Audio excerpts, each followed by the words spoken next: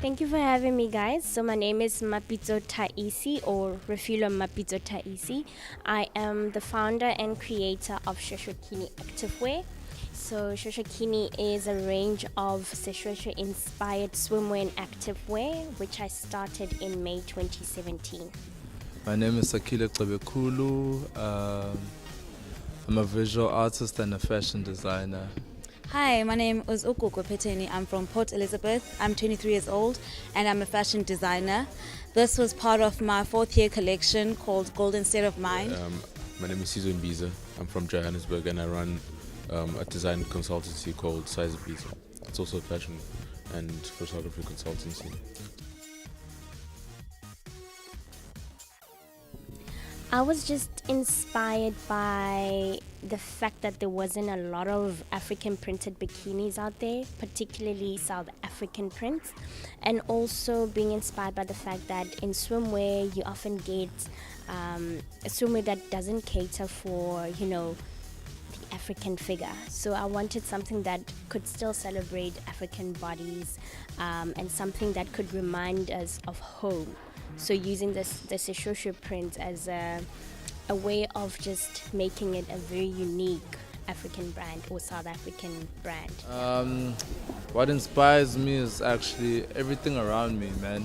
I read a quote a few years ago that said, inspiration is all around you, and I started working in that manner. So I was inspired by wanting to affirm black beauty within the fashion and beauty industry, because you know how fashion and beauty kind of sell the ideal of blonde and blue-eyed and skinny as the ideal of beauty. And as a black woman, I was troubled because I can't relate to those. So I wanted to create something that would affirm black womanhood, affirm the black woman to feel happy and satisfied and self-worth within themselves and love themselves in their own skin. What inspires me is I want to see people that look like me represented in fashion, in design, in like life in general. So the things that inspire me come from everyday life, come from how I grew up.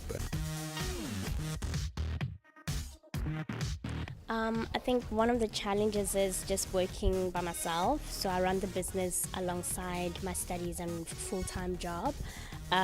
So having to manage everything by myself is a challenge. Also, funding is a problem. The biggest is which I'm working on at the moment is manufacturing.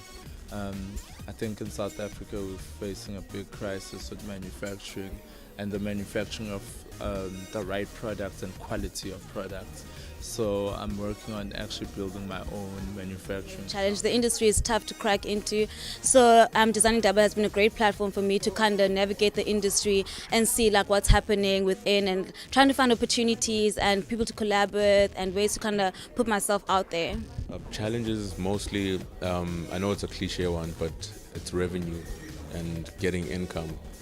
So sometimes you want to fund the next project and you don't have enough to go from this project and to another. So it's like I don't get projects that have enough money to fund the next one sometimes. So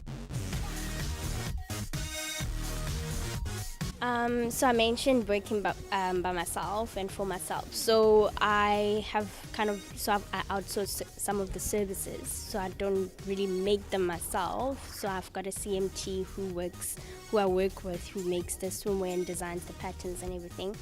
And then with regards to funding, it's just from the sales that I make, I can be able to produce more. So that's been very helpful in the past few months. Strategy is actually looking for different ways to fund the business.